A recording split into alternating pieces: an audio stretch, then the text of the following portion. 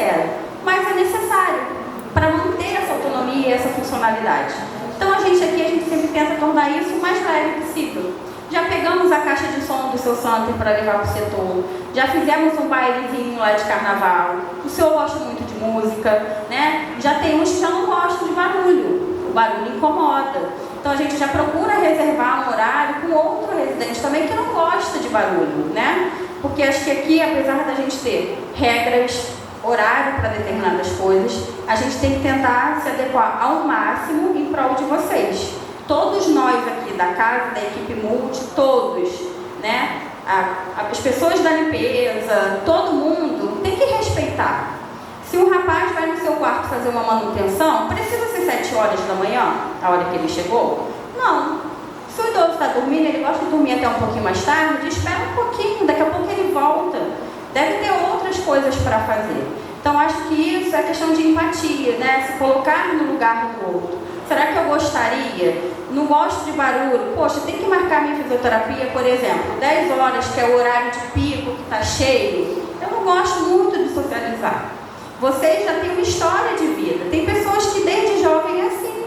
É mais quietinho, não gosta de barulho, gosta muito de ler algum livro. E por que agora, porque está dentro de uma instituição, a gente tem que mudar esse contexto, né? Então, assim, eu e a Cris, eu estou falando da gente, porque a gente está falando hoje, o assunto é fisioterapia. A gente tem muito isso, de tentar respeitar o máximo. É claro que em alguns momentos não dá, porque se todos vocês quiserem ser atendidos às 10 horas, nós não damos conta. Mas dentro do possível, a gente reserva o horário que vocês querem, a gente procura alegrar o dia de vocês, para sair dessa rotina mesmo, sempre estar fazendo alguma coisa diferente. Espero que a gente tenha alcançado aí alguns dias, entendeu? Mas quando a Cris falou isso, foi justamente isso. Apesar de ter uma rotina, eu acho que a gente tem que respeitar a individualidade de cada um. Isso são para todos da casa, não é, quando eu falo isso, eu não falo só da física. A gente tenta fazer isso, vocês que estão com a gente sabem disso, que a gente, né? Às vezes a gente muda o horário, ele não está bem de manhã, então traz de tarde, vou remanejar, né? Mas acho que todos têm que pensar nisso. Aqui é a casa de vocês e a gente tem que tentar respeitar para vocês terem um espaço confortável e estarem bem onde vocês moram. Se sentir efetivamente em casa, né?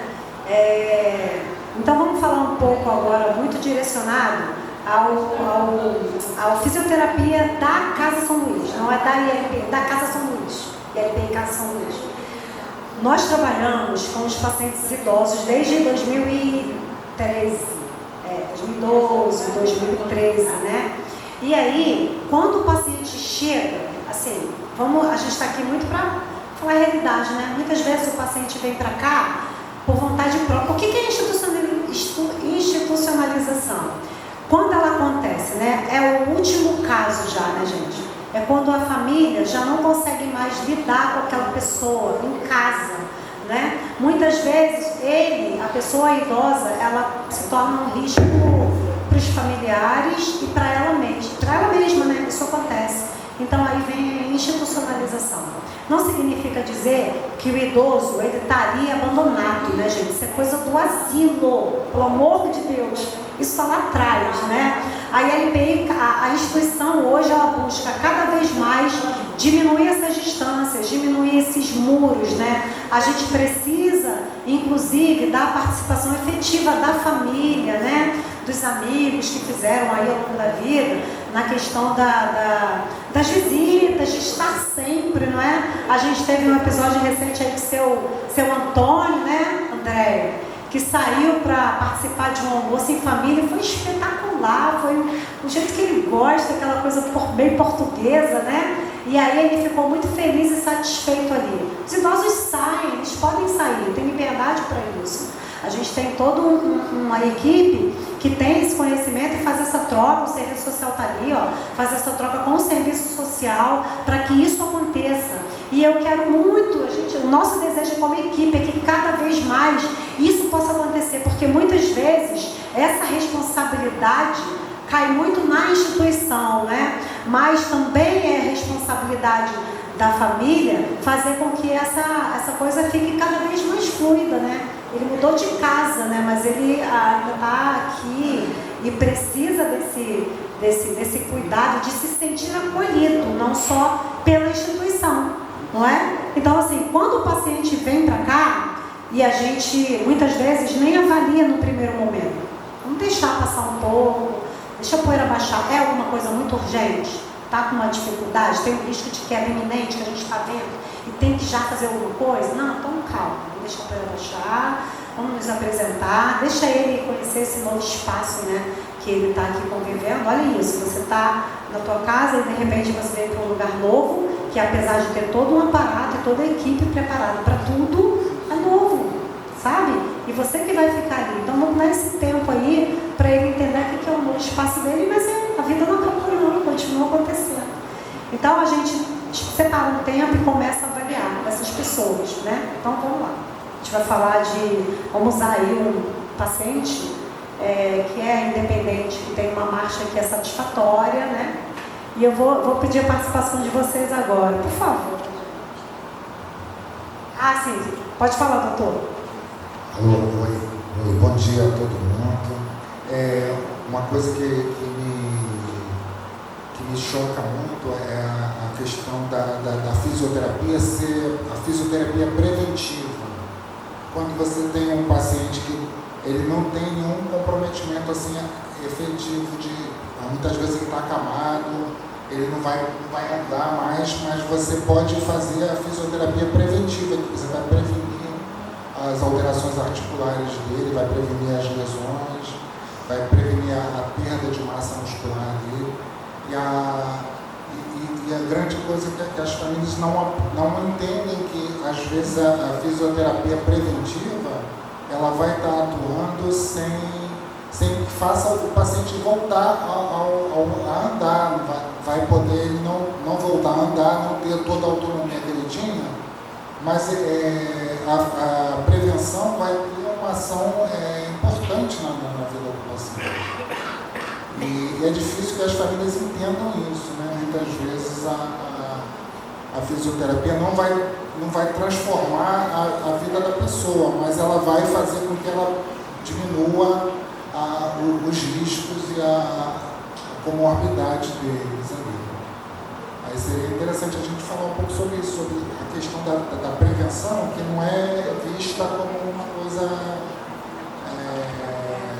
positiva, não é vista como uma coisa efetiva, né? Que bom que o senhor tocou nesse assunto. A gente ia falar sobre isso, mas que bom ouvir isso de você, ou seja, não é do médico, não é só um desafio da fisioterapia. Eu chamo isso de desafio da fisioterapia. Que são os dois extremos, e a gente já falou sobre isso, né? Que são os pacientes independentes, que é o exemplo que eu estava dando do seu Ávila. Usar aqui um paciente independente, que tem uma marcha satisfatória. Então vou falar sobre o Ávila que você falou. Seu Ávila, né? Vou desafiar vocês aí. Vocês estão na rua e aí vocês viram o seu Ávila passeando aí. Ele está lá na rua, passeando. Aí vocês olham assim no primeiro momento para ele, né? Vocês acham o quê? Que está tudo bem? Você não pensa assim, cara, esse paciente aí, esse cara aí, ele não precisa de fisioterapia, né? O que vocês acham? Vocês viram ele na rua, tá na rua lá. Não foi ali na padaria comprar pão. Vamos falar assim. E aí? Precisa, né? Precisa. Então, o doutor Alexandre está falando de um outro extremo e a Sueli vai explicar. E eu vou falar do paciente que é independente, né? Ele é independente sim, ele caminha. Lembram que eu falei do processo de envelhecimento que está acontecendo? Está mudando as coisas ali, né? Está mudando aqui a parte orgânica aos poucos, gradativamente vai modificando. Seu Ávila. Aí seu Ávila, ele viu, passou o táxi que ele pediu, chegou. E aí o táxi está longe, ele está querendo sinalizar para o táxi. Aí ele vai dar um giro rápido. Quem confia aqui no seu Ávila dá um giro rápido? Levanta a mão que eu vou abraçar. Ninguém é muito. Porque ele não vai fazer, né, gente? Então ele é um cara que tem uma independência, ele caminha sozinho, não precisa de ninguém. Às vezes eu pego na mão dele no setor e solta a minha mão. Tá aqui, ó, gosta não. Mas se acontece uma coisa dessa, ele pode mudar drasticamente a vida dele. De um dia de um cara que anda, que vai comprar o pão, a um acamado. Porque quando esse episódio quer. Ah, mas ninguém viu? Vimos enche. Graças a Deus ele faz fisioterapia, faz acompanhamento, a gente trabalha dupla tarefa com ele, a gente trabalha todos os exercícios de equilíbrio e marcha para que ele mantenha-se ativo. A gente vai garantir que uma pessoa assim, né, nunca vai cair? Não, né, gente? Porque até a gente cai, até a gente cai. Mas a gente vai minimizar isso.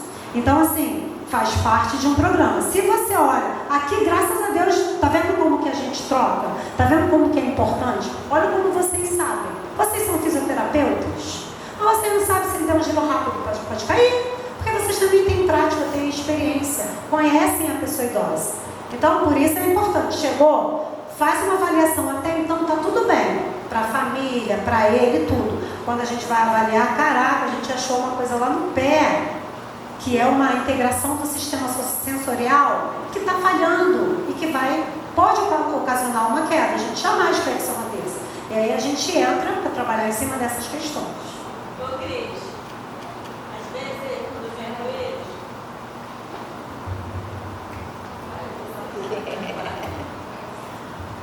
às vezes quando eu desço com ele quer correr, né? O que é que eu faço? Vou por trás, segura aqui, porque ele não quer dar a mão.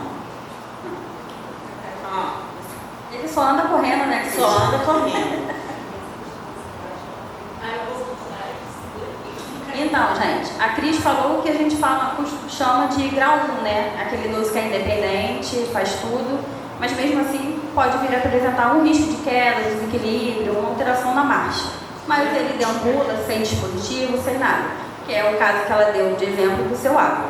O que o doutor Alexandre falou é o que a gente chama de grau 3, né? E é o que a gente depara realmente muita dificuldade em relação à família, a liberação da fisioterapia e o entendimento dele realizar. Por quê? Quando é um idoso independente, a gente dá os parâmetros, a gente tem a justificativa. Olha, ele já está com uma perda de mobilidade, ele tem risco de queda. Então a família até que entende, mas também tem uma dificuldade, tá? Porque até então ele tem a autonomia, né? Ele tem a funcionalidade. Então a gente também tem uma dificuldade em relação a, quando eu falo família, né? Porque a gente está principalmente dentro de uma instituição e tem um custo. E aí é difícil também às vezes de entender essa necessidade. O grau que a gente, assim, que eu posso dizer que é mais fácil é o grau 2, porque geralmente aquele grau 2 é um pós-trauma, ou é um idoso que tem chances às vezes de melhorar, de evoluir, talvez vir para um grau 1. Então a família quer de imediato, caiu, teve uma fratura. A fisioterapia tem chances de ir, nem que ele vá para um dispositivo, para um andador, mas ele tem chance de sair da cadeira. Então a família entende melhor.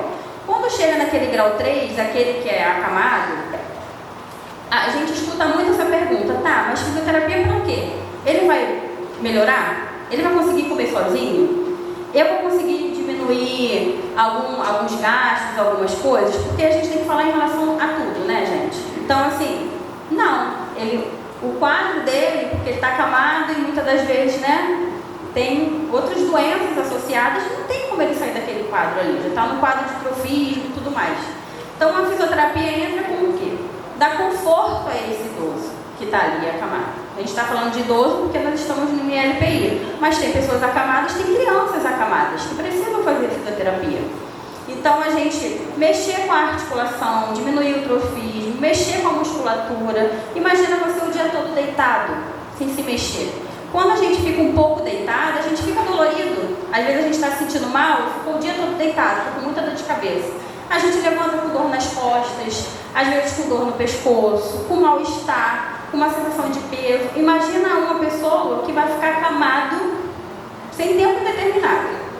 Então, a fisioterapia entra para mobilizar, diminuir esse avanço de bloqueio articular, porque uma pessoa acamada com bloqueio articular, por exemplo, de membros inferiores, como que faz a higiene?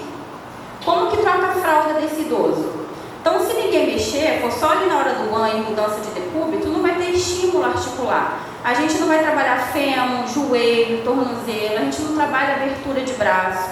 Como é que higieniza? Tem casos que não conseguem fazer, por exemplo, a depilação da axila. Para trocar fralda, vocês relatam, parece que eu vou quebrar a perna dele. Eu tenho medo de abrir. Porque são idosos que não fazem fisioterapia. Porque justamente pela falta de entendimento da necessidade. Porque quando fala físico, é reabilitar e alta.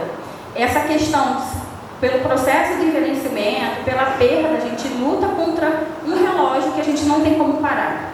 E às vezes nesse relógio, ele dá uma acelerada e vem algumas doenças associadas, né? E a família não entende, porque a família quer a pronto atendimento. É lógico, gente, que tem famílias que entendem, super entendem. Se pudesse, faria todos os dias. Mas, infelizmente, culturalmente, a gente ainda tem essa resistência, né? De, tá acamado, deixa ele quietinho, deu banho, deu a comida, ainda mais quando é GTD, não precisa mexer não, faz só mudança de decúbito. Tadinho, ele está sentindo dor quando você mexe na perna dele. Mas aquilo ali pode até ser doloroso, mas como já falamos aqui, a gente respeita, né? A gente tem uma noção mais ou menos até onde nós podemos ir para não causar fratura, ruptura de tendão, que é muito comum nesses idosos acamados, muito atrofiados. Só que depois causa um relaxamento neles, que muitos de vocês até relatam, dormiu pra caramba depois que vocês saíram daqui.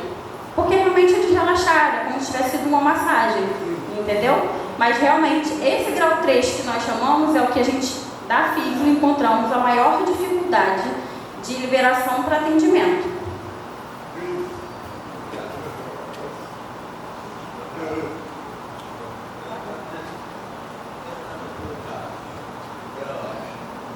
Seu caso é um grau 3.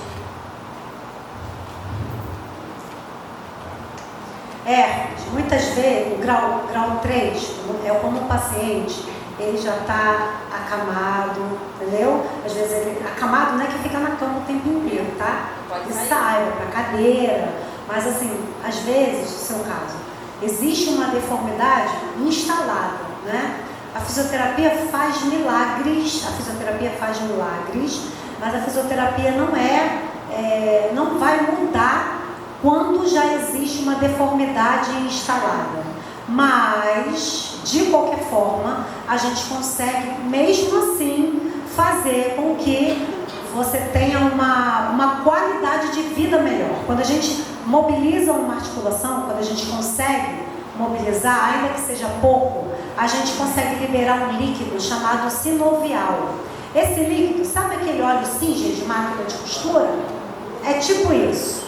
A máquina melhora na hora. Para de ranger, até na porta a gente passa. Sabe disso? Na fisioterapia é parecido, só que é um líquido sinovial. Então vai lubrificar a articulação e vai te trazer um momento de relaxamento, de bem-estar, e vai melhorar o quadro álgico também, entendeu? Então, quando a gente fala de paciente grau 3, paciente acamado, a gente pensa nessa... É muito fácil, né? É só a gente imaginar. Fica você aí, sei lá, fica meia hora na mesma posição. Meia hora de desafio a ficar meia hora só, sem se mexer. Fica na mesma posição.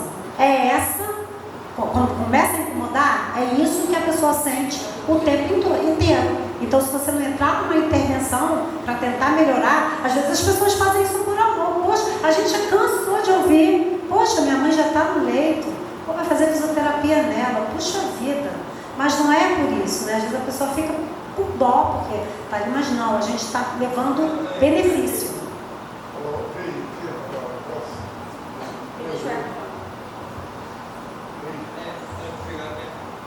Eu parei de fazer fisioterapia porque o médico falou que não tinha jeito mais. É justamente o que a gente falou. Nem sempre, quando a gente atinge esse grau, já está instalado um bloqueio, já está instalada uma limitação, não tem melhora, a gente não consegue voltar, recuperar aquilo que perdeu, mas a gente traz uma qualidade, um conforto, entende? Então o seu quadro é basicamente aquilo que eu falei, não vai melhorar, não vai voltar a andar, igual você que fala, queria muito voltar a escrever, isso a gente não consegue, mas a gente consegue trazer uma melhora de amplitude, para a realização de uma troca de fralda, para uma higiene, dor no corpo melhora. Isso me revolta, eu não poder fazer as coisas. Realmente, acho que isso faz parte do ser humano, né? Ainda mais você tem a questão motora, mas a questão cognitiva está preservada.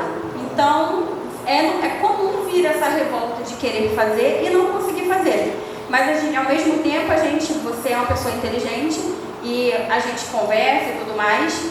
tenha um entendimento que o seu quadro não tem como ser reversível. O seu quadro não é um quadro que vai fazer uma cirurgia e vai melhorar, né? Então, assim, já tem uma lesão aí de anos que vem um processo de envelhecimento, que só vem se agravando, e a gente não tem um ganho no sentido de movimento, que eu estou falando.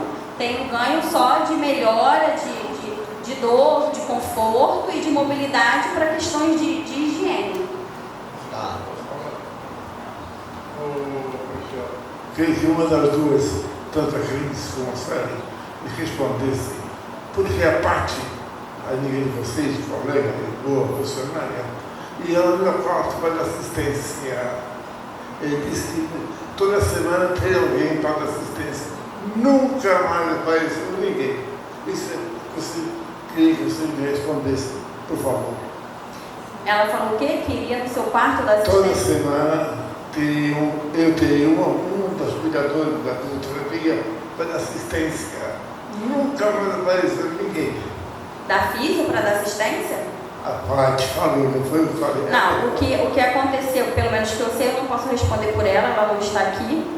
Acredito também que ela não teria falado da físio, porque ela é fonoaudióloga, então o que ela estava fazendo com o senhor era uma assistência, desde que o senhor voltou de uma hospitalização para a questão de deglutição. O senhor estava tendo algumas tosses, algum engasgo. Ela estaria acompanhando o senhor nesse processo. Agora, fisioterapia, não. Eu fui lá, conversei com o senhor também esteve no setor, conversamos, né? Mas ela não está indo porque ela está de férias. Então pode ser que esse processo que ela não está indo lá porque ela não está na casa. Eu gostaria que tivesse assistência, pedi para a parte, e foi muito proveitosa, foi. Eu queria que você me desse um pouquinho de assistência, que eu preciso urgente fazer fisioterapia com vocês. Tá? Então, seu Santo, o que acontece? A Paty, ela é fono. Aqui na casa, né, eu não queria nem entrar nesse mérito, mas como está falando, eu acho importante a gente explicar o que está acontecendo. Na casa de serviços de físio e fono são pagos separadamente, né? E aí, só que a Paty mesmo, também o serviço dela sendo puxado por fora, quando qualquer, ela acompanha todos os residentes, né? Ela faz o acompanhamento, não é o atendimento. Então, o senhor teve uma hospitalização que veio com esses episódios de engasgo, teve que fazer algumas mudanças junto com a nutrição, e ela adequou toda a sua dieta, foi lá várias vezes para adaptar. Nós avaliamos, solicitamos, né? Como o senhor começou a fazer fisioterapia até comigo mesmo. Só que o senhor mesmo cancelou depois dessa internação. E a sua filha cancelou. Então eu preciso do retorno dela perante a casa, não perante a mim, para o senhor retornar. E eu preciso muito mais de fazer fisioterapia. Não posso falar. Então, mas aí... Muito prejudicado sou eu. Sim, mas aí o que eu quero passar para o senhor, como eu já conversei, não está mais nas minhas mãos, eu estou aqui. A hora que ela liberar, eu vou atender o senhor. Só que eu preciso da liberação do seu responsável. E foi cancelado. Com licença, eu pedi minha filha para liberar o fisioterapia com você. Não sei por que ela não liberou ainda. Eu sou os doentes para ela não. Pedi ela para liberar a fisioterapia. Eu preciso fazer urgentemente. Sim, a gente conversou, não foi? Semana passada. Aí o senhor me perguntou, eu falei, Santi, ela ainda não entrou em contato comigo. É aquilo que a gente falou, a casa tem regras, eu estou dentro de uma instituição. Então, né, ela precisa entrar com o departamento responsável para liberar, para eu poder voltar a atender. A hora que ela liberar, o senhor está muito bem-vindo no setor de fisioterapia e a gente retorna, mas eu preciso dessa liberação. Eu estou na expectativa de isso, tá bom? Muito obrigado. Também estou. Obrigado por respeitar. Nada. Vocês são ótimos, eu sou boa. Alguém mais, gente? Boa tarde para todos. Olha só, a gente aqui que é cuidador, a gente toma muita culpa de coisas que o idoso está envelhecendo, entendeu? Estou falando assim, por mim, a gente toma culpa de coisas que o idoso está envelhecendo, que o idoso é teimoso e não quer escutar a gente que cuida dele. Ele quer andar, ele vai sofrer queda, mas ele quer. E a família acaba botando culpa na gente, entendeu? O cuidador acaba tomando culpa de uma coisa que não tem. A gente fala, não anda, não faz isso. Não ando sem chinelo, sem sapato. Você vai acabar tomando, mas eu gosto. Aí ele acaba sofrendo queda. E aí a queda cai nas nossas costas. A gente é culpado de uma coisa que ele podia ter feito fisioterapia, a família podia ter visto isso antes, que ele precisava de fisioterapia. Só que a família não quer desembolsar dinheiro para pagar. Acha que o cuidador tem que dar esse jeito. Então, foi aquilo que a gente falou anteriormente, né? Isso. O cuidador, você pode caminhar com ele, por exemplo, em certos momentos, com um dispositivo com um andador, né? Mas o trabalho da fisioterapia é da fisioterapia, gente. Ponto. Não tem o que fazer. Sabe por quê? Porque às vezes você vai muito boa vontade fazer algum exercício e aí você pode, sem querer, levar uma lesão para esse idoso. E olha o problema que isso vai dar. Então, deixa a fisioterapia para o fisioterapeuta. A Casa São Luís tem duas, não é à toa, né? Então, e também eu trabalho assim, ó, eu fico com vários tipos de idosos. Não é um tipo de idoso que é esse aí caminha, não. Eu trabalho com idoso que é todo atrofiado, grau 3, igual a dona Elza. É grau 3 que ela vai lá. Quando a fisioterapeuta vai fazer fisioterapia nela, a dona Elza dorme o dia todo. Ela relaxa o corpo e dorme, igual você mesmo falou. E tem o Hércules, tem o Soul Santer, tem a Ilza, que a Ilza era toda. A Ilza não tem estabilidade nenhuma no corpo, é toda mole. Para você pegar a Ilza para botar na cama, tá pegando E faz fisioterapia. Não tem mais mobilidade. A gente tem que saber lidar com todos eles e passar para a fisioterapia. A gente está aqui para trocar para isso. Eu tenho uma situação muito recente e muito interessante, né, dessa troca entre os cuidadores e a fisioterapia e a equipe de saúde em geral, né? A gente teve uma paciente, uma residente, que ela passou por um episódio de queda. E aí ela desenvolveu um medo extremo de cair, medo extremo. Então, inicialmente não queria sair nem da cama. Então, essa cuidadora, que ela hoje não está aqui, queria muito que tivesse, mas ela não está presente. Essa cuidadora já trabalha na Casa São Luís há muitos anos e conhece o trabalho da fisioterapia. E essa residente começou a fazer fisioterapia com um profissional externo, né, do home care. O que é importante? Como instituição, a gente tem um setor que é preparado e pensado para a pessoa idosa, independente do grau. Além disso, nós fazemos os atendimentos nas acomodações, nas suítes dos idosos, né? A gente vai até lá. Então, assim, quando ele não quer, quando ele não se sente à vontade, às vezes ele não quer, ele anda e não quer sair do quarto, entendeu? Mas é o desejo dele, então nós vamos até lá. E aí, essa residente começou a fazer fisioterapia, né? Mas precisava somar mais alguma coisa, né? A fisioterapia vinha, atendia, ok, tudo bem, mas precisava de mais atendimentos. Uma cuidadora, por conhecer o setor, o desenrolar do nosso trabalho e da necessidade da idosa, não, calma, ela precisa sair dessa cama aí. Vamos fazer alguma coisa onde ela possa fazer e treinar isso com mais segurança. Se ela treina com mais segurança, vocês concordam comigo que vai diminuindo o medo de cair, né? Se você passa para segurança para alguém, aquela pessoa confia em você, isso é gradual também, tá, gente? Isso não é fácil, não. Lidar com a pitofobia, que é o medo de cair, é um outro desafio incrível que a gente tem, que a gente lida diariamente. E aí, gente, a fisioterapia, essa cuidadora conversou com a família, apesar de eu já ter conversado, né, mas a cuidadora conversou com a família e conseguiu convencer a família a manter o serviço externo que estava sendo realizado, mas fazer a fisioterapia no setor de fisioterapia, preparado para a reabilitação. Conseguiu tirar ela da cama, já começou a vir na cadeira, já foi para o setor. Então, gradativamente, o cuidador e o fisioterapeuta juntos, aí sim, eu posso pedir, você pode acompanhar o meu atendimento, né? Mas o trabalho do fisioterapeuta, quem faz sou eu, quem faz é a Supério.